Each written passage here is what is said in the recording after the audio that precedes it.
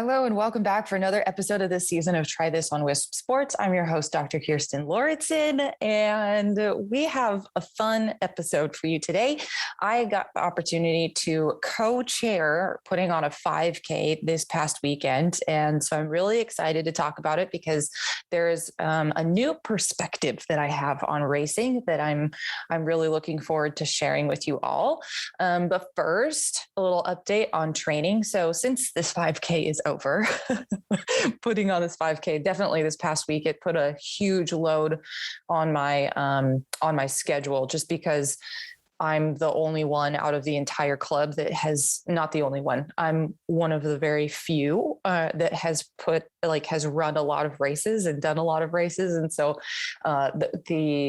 we had my co-chair had run this before as far as like all the details of putting it on and all that, but she had never really been a part of the day of. So I had quite a bit to do this past week and like putting all the pieces together and organizing volunteers and all of that. So it was a bit of just one of those weeks where I call them penguins on an iceberg. So I learned this in chiropractic school because one of my teachers was like, so for some of you who've, maybe been through college or whatever, or even just through high school or whatever, you have all those different classes, right? So you have, math, and you have English, and you have social studies, and you have all those different and I call all of those penguins. And so sometimes all of the penguins are able to stay on the iceberg. However, sometimes when you have, math, you have a test in math, and then you have a test in, another subject, and then another subject, and you got an essay on this, this other subject.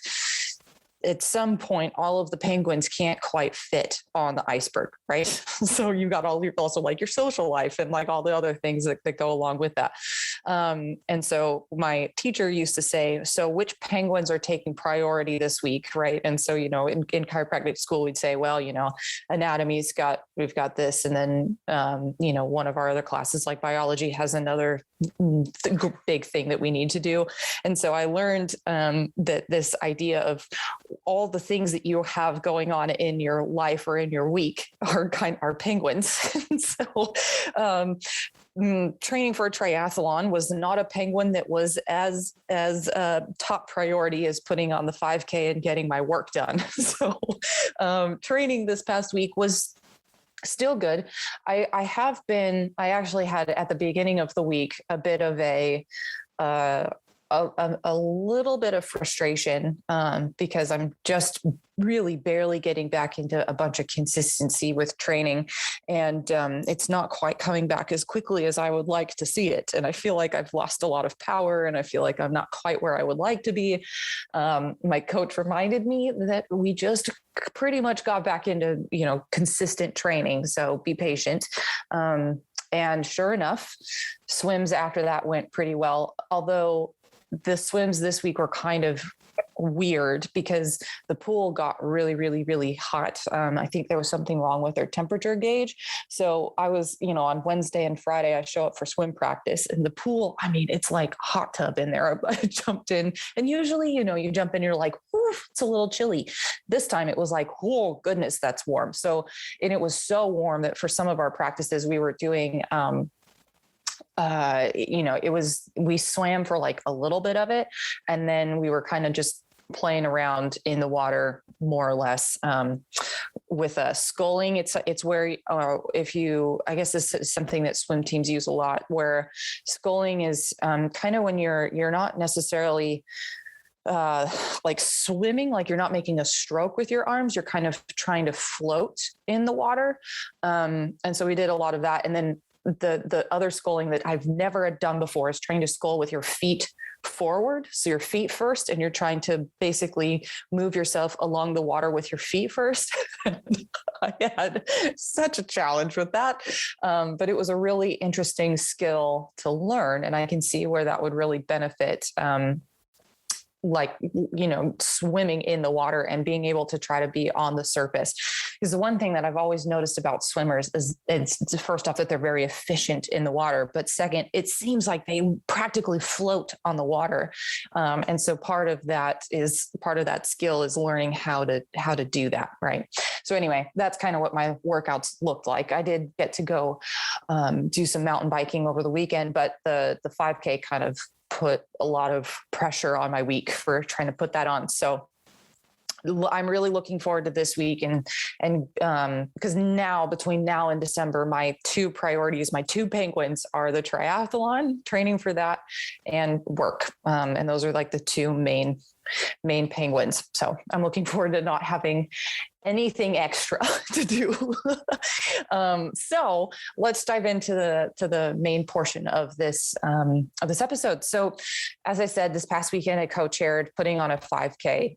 It was an opportunity that became available this year after a family who started it almost 20 years ago was ready to move on. It's a race that's in kind of my local community. The race was started in honor of Corporal Lemke, who died in combat. He was from Lauritzen and went to Lauritzen High School. And actually what's interesting is my husband and another one of our friends who were both in the Marines knew him. And so this race kind of touches home in many ways. The proceeds of this race went to scholarships for students at Lauritzen High School. So, and just kind of previous background, I've been a member of Rotary for a long time. It's a really great organization that brings together a lot of local clubs and local volunteers that not only make an impact on their local community, but they also have big global projects as well. So there's a lot of really cool things about Rotary that I really like, and it's just one way that I try to give back and kind of keep up with serving others in this way. So when this race was presented to Tualatin Rotary, I was actually president of our local club at the time earlier this year. So it didn't really take a whole lot of convincing or discussion for us to say yes to taking on the event, and we already give to a lot of programs at the high school and give scholarships to students anyway. So it really was a good fit. And plus a lot of our other fundraisers had kind of been more internal, and this one is kind of, it opened us up to a lot more people in the community. And so it was a really, really fun event to do. And overall, the race went really well, thankfully. We had gorgeous Pacific Northwest sunny weather, although it was quite cold because, as some of you may know that live here in the Pacific Northwest, if it's not cloudy, it's cold. So we had, and we actually had so many volunteers show up. I had so many students from the high school show up to help. In fact, about 10 to 12 students showed up at 6:30 in the morning to help build the balloon arch, which I was shocked when all of them showed up. I was like, you all got up at 6 a.m. and you're here to build this arch. I am impressed. So it was just so cool to see. And these were students, these are high school students that were coming out to help this race. And I just thought it was the coolest thing. So we had tons of volunteers. We reached our goal of 300 runners and walkers, especially since this was not run last year because of COVID. So this is what I really wanted to talk about today, which was and through this episode, is just the benefits of volunteering, especially if you race events. And if you haven't volunteered, I urge you to find a local race that you've raced before and sign up to be a volunteer. So, and we'll talk about why right after this short break.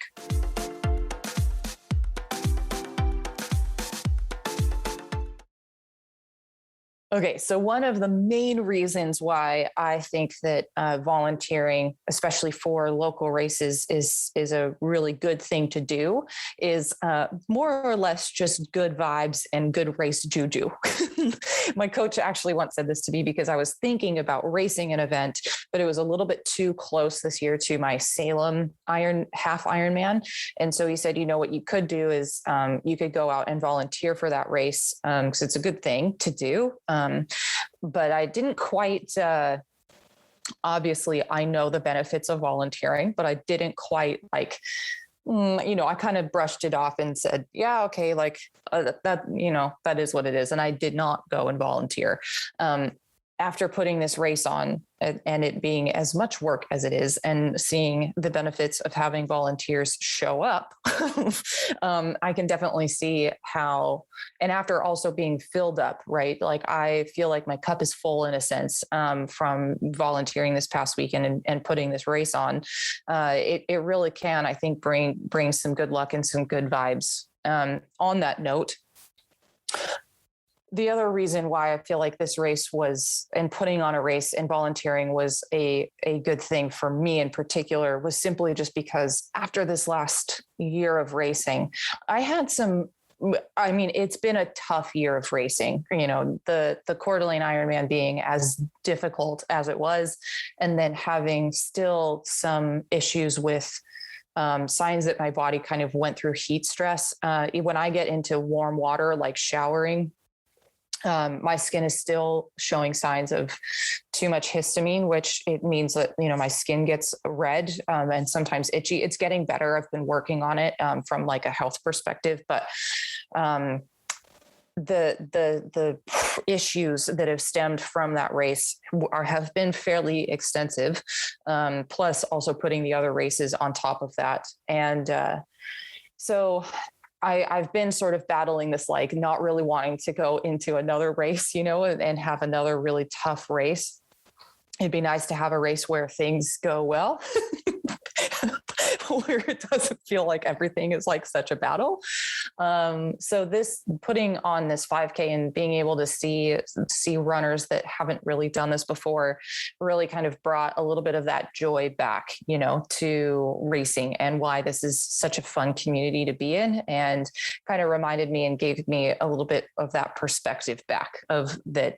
I really love this community and I love endurance racing and I love endurance events. And it's just something that this is just a passion of mine. So it was nice to kind of get some of that back. Another reason, as I kind of just mentioned, was that that's really cool about being a volunteer is being able to see athletes, runners and walkers achieve something that they weren't really sure that they could. I know that we had several first timers out there, and it was just so neat to welcome them back to the finish line and see their smiles as they came through. And then, just watching the whole community kind of rally and come together was really neat. Another reason why it was really cool to volunteer was that there was actually a coach out there with the team, and he ran basically, so him and another one of his athletes came through first.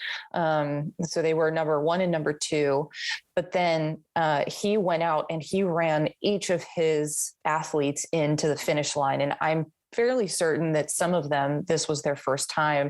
It just reminded me of my coach helping me out on my Ironman day in Coeur d'Alene, and him kind of always being somewhat present around the course and being there at the finish line to congratulate me coming in. And I'm going to get a little bit teary-eyed on that. It was just really, really cool to see, that from a different perspective. Right. And so that really was touching to me to be able to see a coach be able to, seeing that camaraderie and seeing that teamwork that was out there. It was really, really, really cool to see.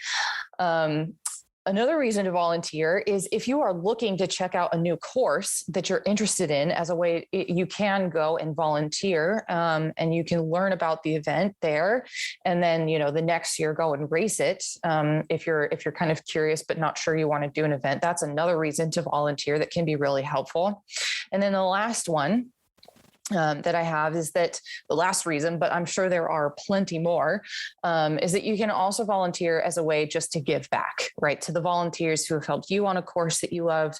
I know that so many races remind you at the beginning, like, hey, make sure you're kind to the volunteers, make sure you're, grateful, make sure you're like thanking the volunteers as you go through. Don't be a jerk, right? Because they're volunteering. So, and I always found it funny that they had to remind people of that, to be nice to the volunteers. So I think sometimes maybe I'm like overly nice to the volunteers because I appreciate them so much. But if you ever, feel like you want to give back to a race and to some of the volunteers who have been there for you on race day, a great way to do that is to volunteer at a race. And, maybe it doesn't have to be, I think, finding a local race that you can volunteer at is a great way to do that, to give back. So you don't necessarily have to travel all over the country if you don't want to. I think just giving back to some of your local races is huge, because I know that finding volunteers can be really difficult. So that's a great way to give back. So I hope that kind of convinces you to go out and volunteer. I know that I got a lot out of it. And so if you've ever been thinking about maybe volunteering or trying out a new race, a great thing to do is to volunteer and just say, see what you can do. And actually too, I would say the community aspect of seeing people coming together was also really neat. We actually did I think a pretty good job at trying to keep people pretty separate. People were wearing masks, especially at the start of the finish line. And then they were able to take them off as they got spread out on the course.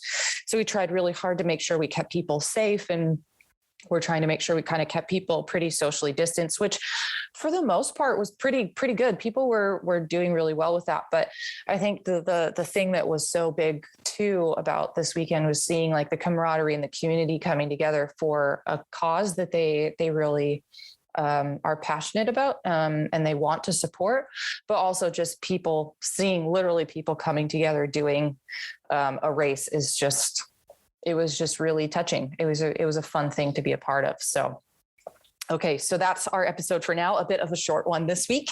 Thank you so much for listening. Make sure to follow Wisp Sports on all social media channels, and make sure to share this episode with anyone you think may love it. You can also follow me at Dr. Kirstin on Facebook and Instagram. And you can also find me at drkirstin.com. If you'd like to reach us with any comments or questions about this episode, you can at info@wispsports.com. And you can always leave a direct message with us over on social media as well. Thank you for listening, and I'll be back next week. Take care.